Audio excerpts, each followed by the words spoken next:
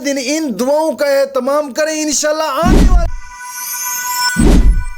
अल्हम्दुलिल्लाहि रब्बिल आलमीन वस्सलातु वस्सलामु अला सय्यिदिल अंबिया वल मुरसलीन अम्मा बअदु फ़अऊज़ु बिल्लाहि मिनश शैतानिर रजीम बिस्मिल्लाहिर रहमानिर रहीम इहदिनस सिरातल मुस्तकीम सदक़ल्लाहु मौलानल अज़ीम। रूहानी पावरफुल वज़ाइफ में से आज एक अहम सबक दोस्तों की नज़र करना है। एक दोस्त ने सवाल किया था कि जुम्मा के दिन मसनून दुआएं कौन सी हैं कि अगर वो पढ़ी जाएं तो मौला करीम हमारी दुआओं को कबूल फरमाएगा और उम्मीद की जा सकती है। और मैंने चाहा कि इसको वीडियो की सूरत में दोस्तों के साथ शेयर किया जाए ताकि ये मसनून दुआएं जो अहदीस मुबारका से साबित हैं और कुरानी दुआएं हैं ताकि दोस्तों की नज़र हो जाएं और याद कर लें। दोस्तों, सबसे पहली बात तो यह है कि जुम्मा वाले दिन हदीस पाक में आता है कि आका करीम सल्लल्लाहु अलैहि वसल्लम ने फरमाया कि 5 औकात ऐसे हैं कि जिनमें जो भी जायज़ दुआ मांगें मौला करीम दुआ को कबूल फरमाता है। उनमें से सबसे पहला वक़्त फ़र्ज़ नमाज के बाद, यानी नमाज के बाद जो फ़र्ज़ पढ़ लेते हैं हम, नमाज के जो फ़र्ज़ होते हैं यानी सुन्नत ना फ़र्ज़, जब हम मिसाल के तौर पर फजर है, फजर की 2 सुन्नतों के दरमियान दो फ़र्ज़ हैं, 2 फ़र्ज़ों के बाद जो भी जायज़ दुआ मांगे दुआ कबूल होगी।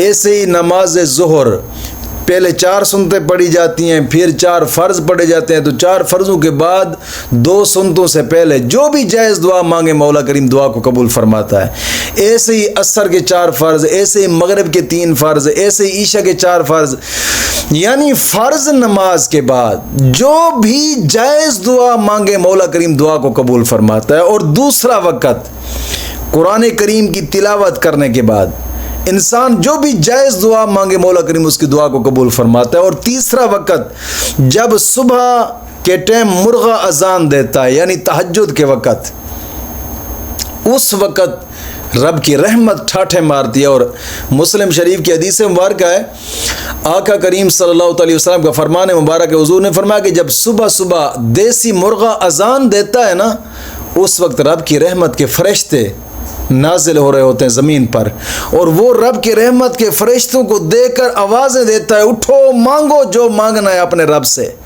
रब की रहमत ठाठे मार रही है और रब अता फरमाने वाला है, मांगो जो मांगना है। हुजूर ने फरमाया उस वक्त भी तुम को जो भी जायज़ दुआ मांगोगे मौला करीम तुम्हारी दुआ को कबूल फरमाएगा। और चौथा वक़्त अजान के बाद जो भी जायज़ दुआ मांगो मौला करीम तुम्हारी दुआ को कबूल फरमाता है। और 5वां वक़्त जुम्मे वाले दिन 2 खुतबों के दरमियान जो भी जायज़ दुआ मांगेंगे मौला करीम तुम्हारी दुआ को कबूल फरमाता है। दोस्तों, कुछ दुआएं भी ऐसी हैं कि जो जुम्मे वाले दिन मांगी जाए मौला करीम अपनी बारगाह में उन दुआओं को कबूल ज़रूर फरमाता है। दुख तकलीफ़ें इंसान की टल जाती हैं और कुरान करीम के अंदर भी उन दुआओं को लिखा गया है और अहदीस मुबारका के अंदर भी उन दुआओं को बयान किया गया है। लेकिन मैं एक अर्ज़ करता चलूँ दोस्तों, दुआ इबादत का मग़ज़ है और हदीस पाक में आता है कि दुआ जो होती है ये इबादत का मग़ज़ होती है। अगर इबादत ही नहीं है ना, दुआएं तो आप ठीक है मुस्तहब है, अपने रब से मांगनी है, मांगते रहें, लेकिन अपने आप को झुकाना भी है अपने रब की बारगाह में।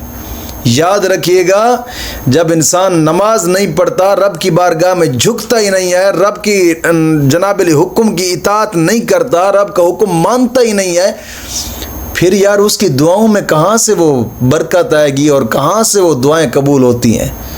दुआ ऐसे तो कबूल नहीं होती। कोशिश फरमाएं, नमाज की पाबंदी भी लाजमी है और दीन के साथ चलना भी लाजमी है। फिर तुम सिद्ध के दिल से जो भी दुआ मांगोगे मौला करीम तुम्हारी दुआ को कबूल फरमाएगा।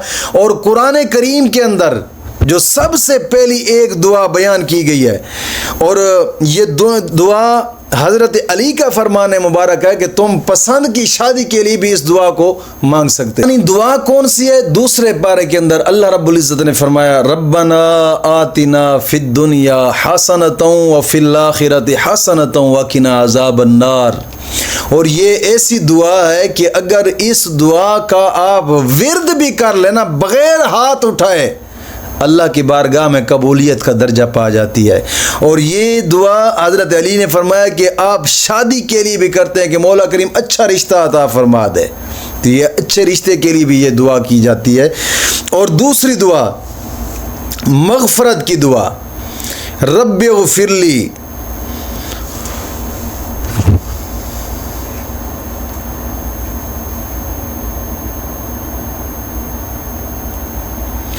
दूसरी दुआ रब्बिग़फ़िरली व तुब अलैया इन्नका अंतत तव्वाबुर रहीम। ये मग़फ़रत के लिए दुआ अगर आप जुम्मे वाले दिन करें, अल्लाह की बारगाह में ज़रूर कबूल हो। और गिड़गिड़ा कर दुआ करें, कोशिश फरमाएं कि बार बार आँखें बंद करके गिड़गिड़ा कर इस दुआ को करें, इंशाअल्लाह अल्लाह कबूल फरमाता है। और तीसरी दुआ कर्ज से निजात के लिए, अगर इसका विर्द आप जुम्मे वाले दिन करें, आप पर कर्जा है, कर्जा इतना है कि उतर ही नहीं रहा, या कर्जे में इतने फंस चुके हैं कि जनाब यारी कर्जा नहीं उतर रहा, तो आप इस दुआ को जुम्मे वाले दिन पढ़ें। इंशाअल्लाह दिनों के अंदर मौला करीम कर्ज से निजात अता फरमाएगा।